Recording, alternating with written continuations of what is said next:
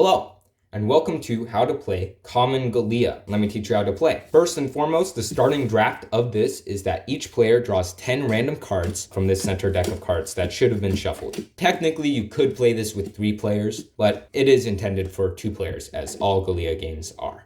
So we're going to go ahead and set this set of cards to the side. It will be out of use and no one should be able to look at that stack of cards. So each player's hand is of course secret from each other, and this is how you would play the game.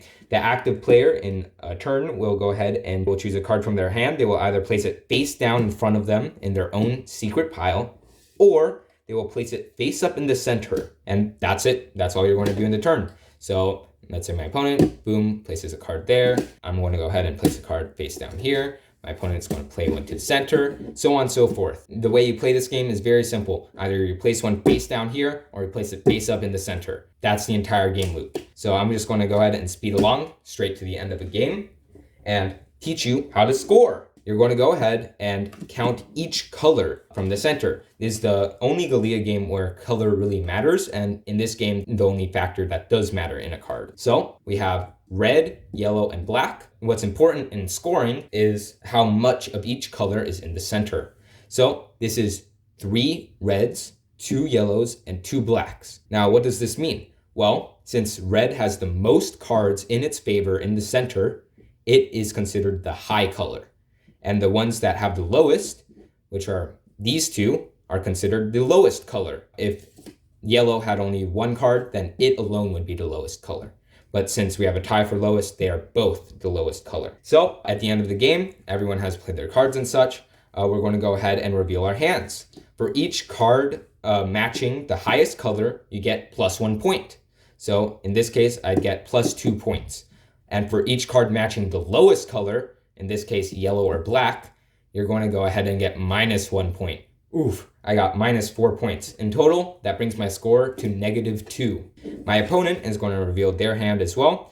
They also got +2, but they got -5 because they have 5 cards matching the lowest colors. That means their score was -3. How unfortunate. That means that they lose because they have -3 points, and -3 is less than -2. Now, let's do a little finagling here. Let's say my opponent had instead played a yellow here to the center instead of keeping it for themselves to score. Let's see how that changes things. Now there are 2 highest colors, but unfortunately there can't be 2 highest colors. Instead, when 2 colors tie, they become the lowest colors.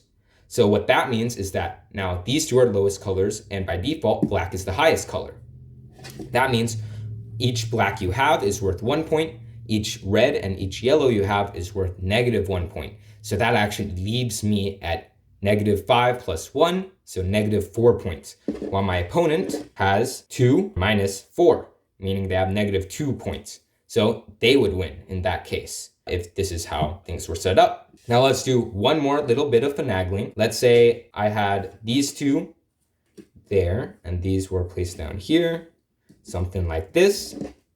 And then my opponent happened to have something like this. Okay, these are the cards in the center. The highest color undoubtedly is yellow, and the lowest color undoubtedly is black. Yet red is not the highest nor the lowest color, so they can be treated as 0.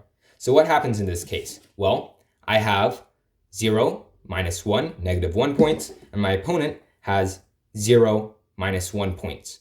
That means we both have -1. We tied. So how do we know who wins? Well, whoever played the most cards to the center. In other words, whoever has the least cards face down in front of them.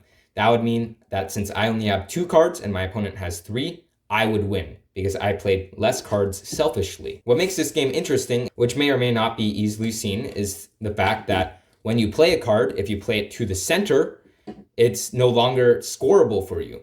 You are helping this color become better to support by yourself, but by putting it in the center, that's 1 less point that you're able to score. So this game is all about trying to make the numbers balance out in your favor. Of course, you can even try and make it so that colors tie on purpose so that they both become negative.